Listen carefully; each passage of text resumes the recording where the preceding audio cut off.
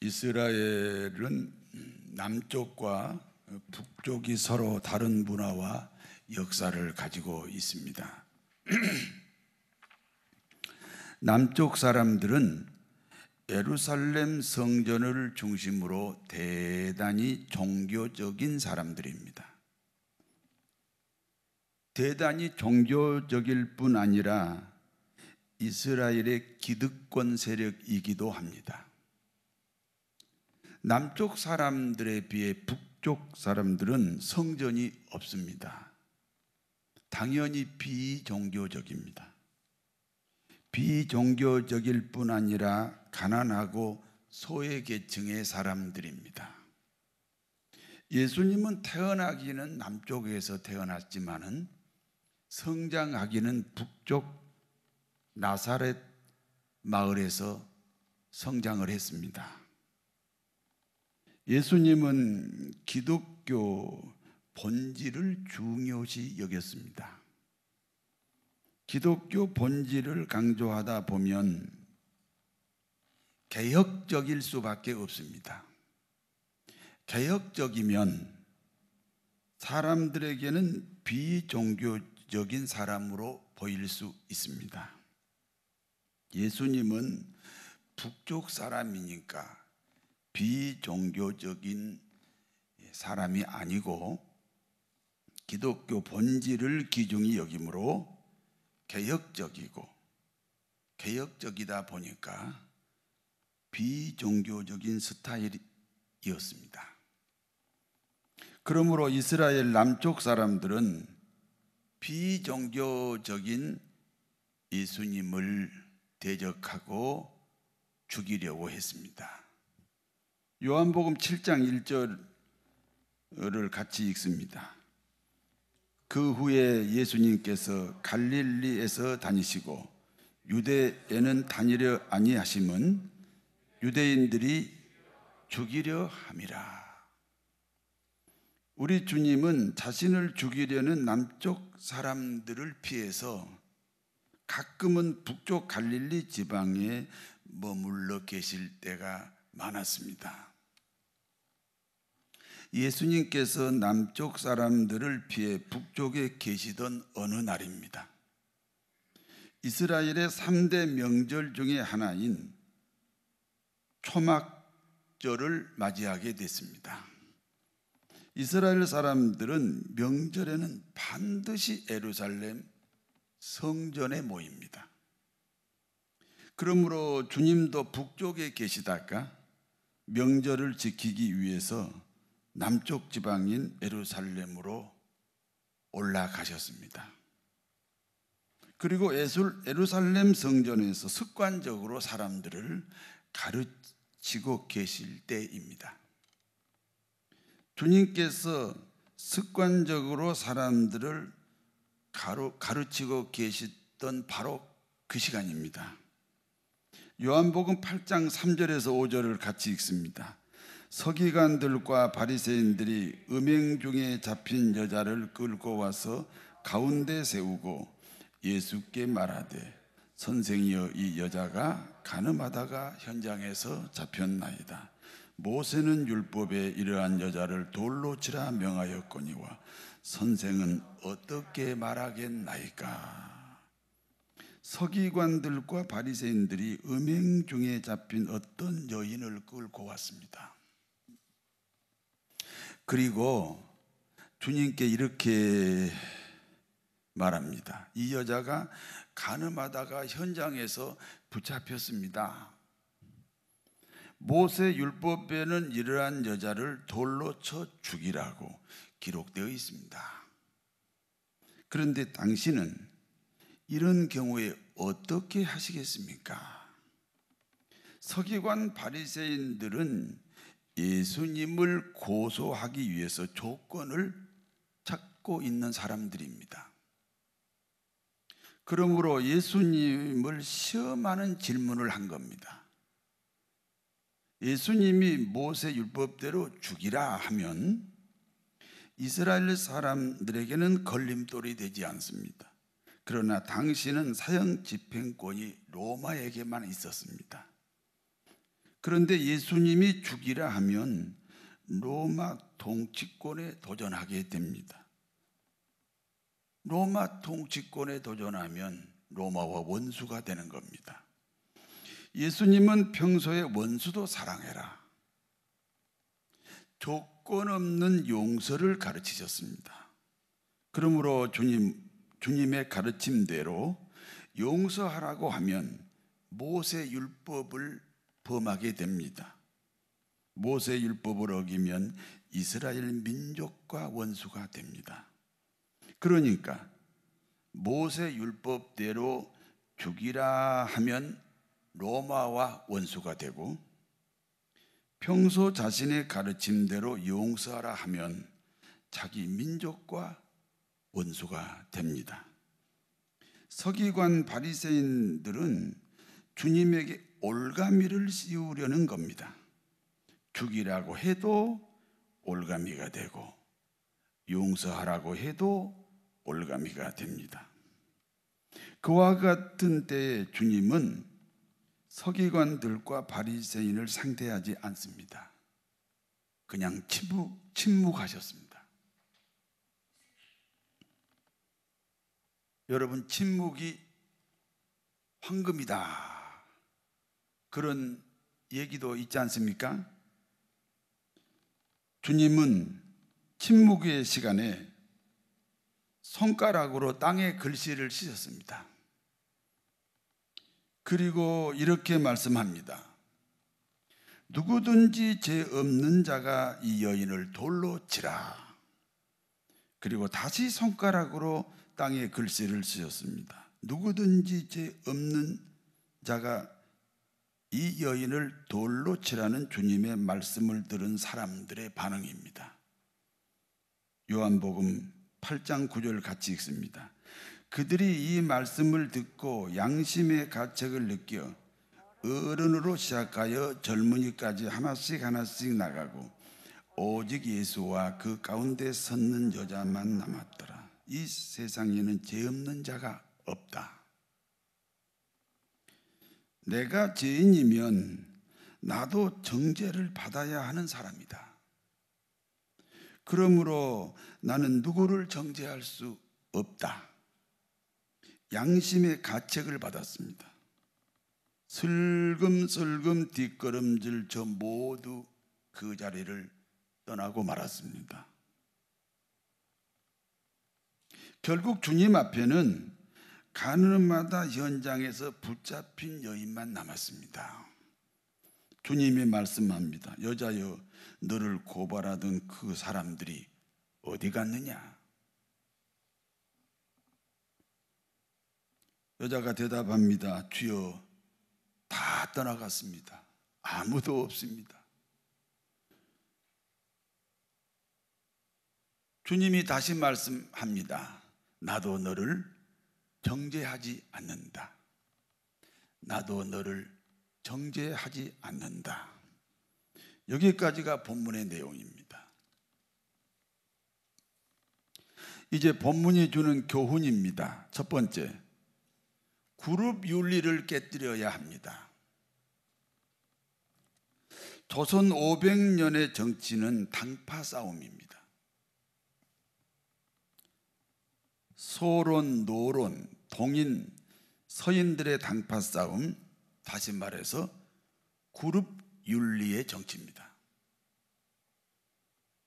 조선 말기에도 여전히 당파 싸움, 그룹 윤리의 정치를 했습니다. 러시아를 의존하여 나라를 지키자는 친러파가 있습니다. 중국을 의존하여 나라를 지키자는 친중파가 있습니다. 일본을 의지하여 나라를 지키자는 친일파가 있습니다. 당시 정치라는 것이 친러파, 친중파, 친일파와의 그룹 윤리의 싸움입니다. 어느 날 일본이 러시아와 전쟁에서 이기고 중국과 전쟁에서 이겼습니다. 그러니까 일본이 가장 강한 나라가 된 겁니다. 결국 친일파 그룹이 득세하게 됩니다. 그러므로 일본은 친일파를 앞세워 대한민국을 송두리째 빼앗아 갔습니다. 그러므로 우리는 그룹 윤리 때문에 나라가 망했다는 역사적 교훈을 가지고 있습니다. 그와 같이 역사적 교훈을 가진 민족임에도 여전히 그룹 윤리에 빠져 있습니다. 진보 정치가 옳습니까? 보수 정치가 옳습니까? 진보든 보수든 상황에 따라서 진보를 적용할 수도 있습니다. 상황에 따라서는 보수를 적용할 수도 있습니다. 그런데 우리는 진보라는 그룹 윤리와 보수라는 그룹 윤리가 정신없이 싸우고 있는 나라입니다. 진보는 포괄적 성차별 금지 입법을 강행하려고 합니다. 진보에 속한 사람들도 이 법이 만들어지면 안 된다는 것을 알고 있습니다. 그러나 자기들의 그룹 윤리 때문에 동성애를 부추기는 법을 만들려고 합니다. 지금은 이 코로나19 전국입니다. 코로나를 이기는 유일한 방법이 방역입니다. 그런데 문재인 정부가 정치 방역을 하고 있다는 비난을 받고 있습니다. 문재인 정부의 특징 중에 하나가 그룹 윤리 정치라는 것입니다. 오늘 본문으로 돌아가서 설명하겠습니다. 서기관 바리새인들의 그룹 윤리입니다. 가늠하다 현장에서 붙잡힌 여인을 두고 죽일까요? 용서할까요? 죽이자고 하면 로마와 원수가 되고 용서하자고 하면 이스라엘 민족과 원수가 되도록 유도하는 겁니다. 주님은 저들의 그룹 윤리에 넘어가지 않습니다. 땅에 글씨를 쓰셨습니다. 사람들은 주님이 쓰신 글씨 내용을 두고 의견이 서로 엇갈리게 됩니다. 이런 뜻일 거야. 아니야, 그런 뜻이 아니야. 다른 뜻이야.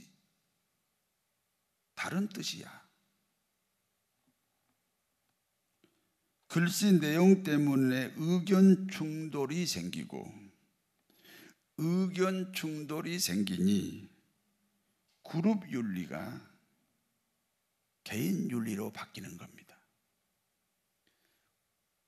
그룹 윤리가 무너지고 개인 윤리로 바뀌었다는 겁니다. 주님과 1대1이 되었습니다. 그때 주님이 말씀합니다. 누구든지 죄 없는 자가 이 여인을 쳐라.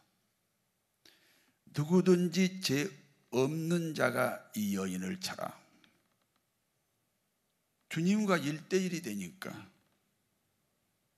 주님의 말씀에 양심이 움직이게 됩니다. 그래, 나도 죄가 있어. 다만 사람들이 모르고 있을 뿐이야. 양심이 살아나니까 누구를 정죄할 수 없습니다.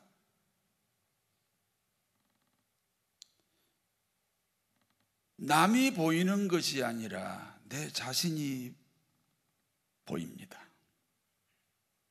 그러므로 모인 사람들이 하나 둘 그 자리를 떠나갔습니다. 교회 안에 그룹 윤리가 있으면 안 됩니다. 교회가 정해진 조직 안에서만 교제하셔야 됩니다. 교회가 정해준 조직이 아닌 모임을 사조직이라고 합니다.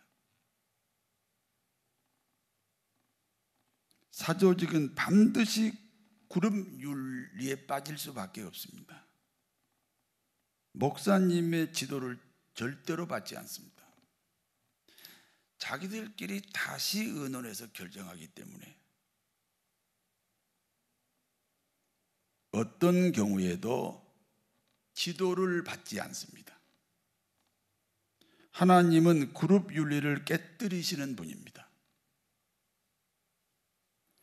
교회 안에 그룹 윤리가 깨뜨려지려면, 그 좋은 관계가 무너지려면 엄청난 부작용이 옵니다.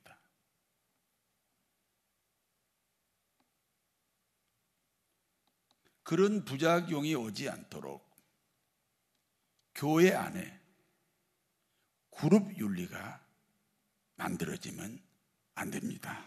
두 번째입니다. 주님 앞에 나오면 그 누구도 정죄의 대상이 될 수 없습니다. 가늠하다 현장에서 붙잡힌 여인을 고발하려던 서기관 바리새인들은 주님을 떠났습니다.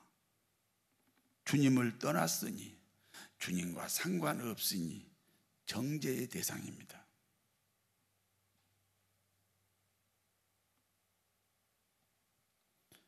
그러나 가늠마다 현장에서 붙잡힌 여인은 지금 주님 앞에 있습니다.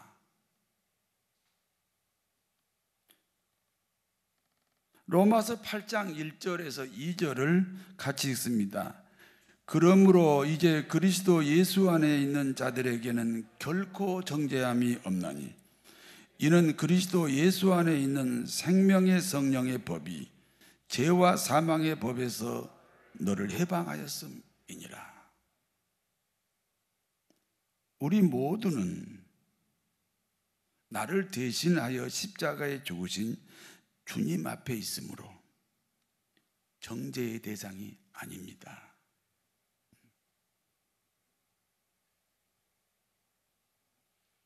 우리는 축복의 대상입니다.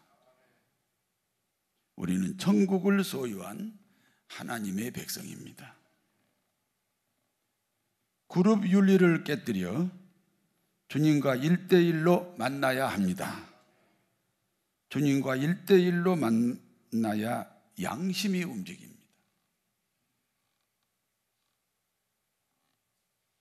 주님과 1대1로 만나야 남이 보이지 않고 내가 보입니다. 내가 보여야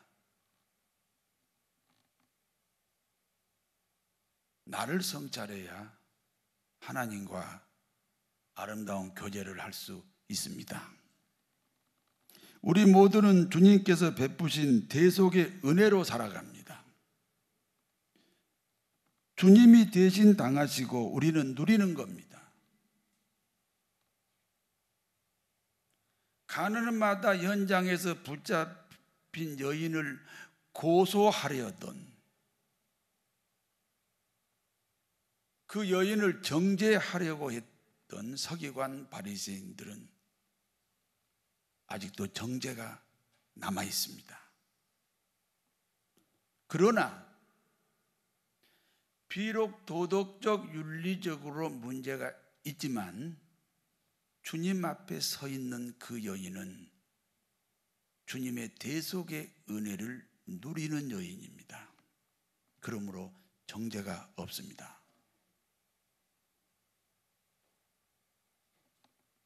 주님이 대신 당하시고 우리는 누리는 것입니다.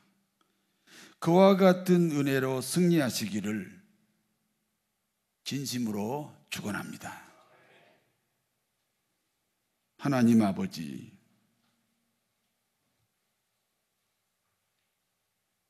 이 그룹 윤리가 이 대한민국의 오래된 고질병입니다. 이 정치가 그룹 윤리로 빠져 있습니다. 교회도 그룹 윤리에 빠져 있습니다. 교단이라는 그룹 윤리, 또는 철학이 같다든지 성공과 출세의 도구로 그룹 윤리가 이 교회를 망치고 있습니다. 주님과 1대1로 만나셔서 양심이 움직이는 아름다운 교우들이 되게 하여 주옵소서. 우리 모두는 주님께서 베푸신 대속의 은혜로 살아갑니다. 주님이 당하셨으니 내가 당할 필요가 없습니다. 바리새인 서기관은 아직 정죄가 있습니다. 그러나 간음하다 붙잡힌 여인은 정죄가 없습니다. 주님의 대속의 은혜를 누리는 아름답고 복된 교우들이 되게 하여 주옵소서. 예수님 이름으로 기도하옵나이다. 아멘.